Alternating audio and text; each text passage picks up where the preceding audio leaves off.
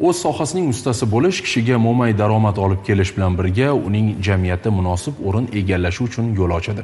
Navbatdagi lavhamizda so'z boruvchi dehqonlar ham o'z ishining ustalari.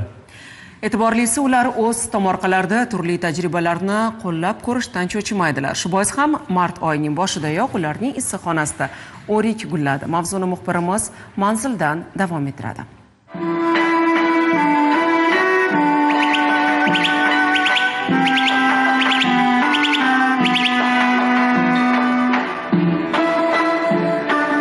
Farg'onada mart oyining dastlabki haftasida o'rik gulladi.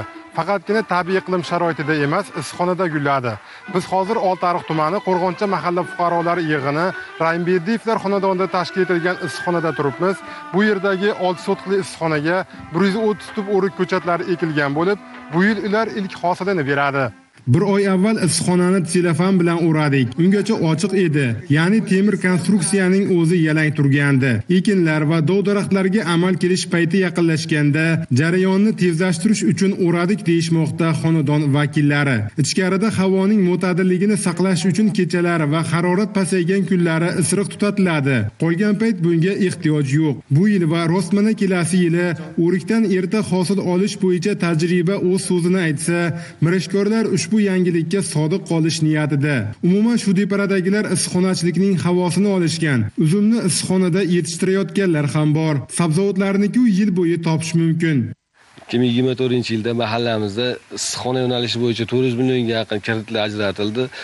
Hamda qishloq xo'jalik texnikalarini sotib olish uchun motokultivator, motorollerlar sotib olish uchun kreditlar ajratdik. Buning natijasida biz 130 nafar fuqaromizni o'zini-o'zi band qildik.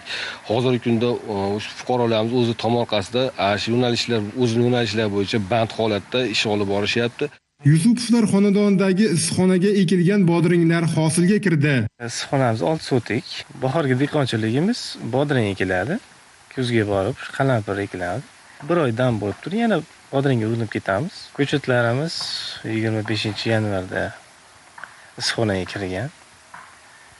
Mana shu kungacha endi hosilga kirishni boshladi. Hududda bu kabi ishbilarmonlar ko'p va ularning turmush farovonligi oshib bormoqda. Islom Nishonov, Farg'onadan.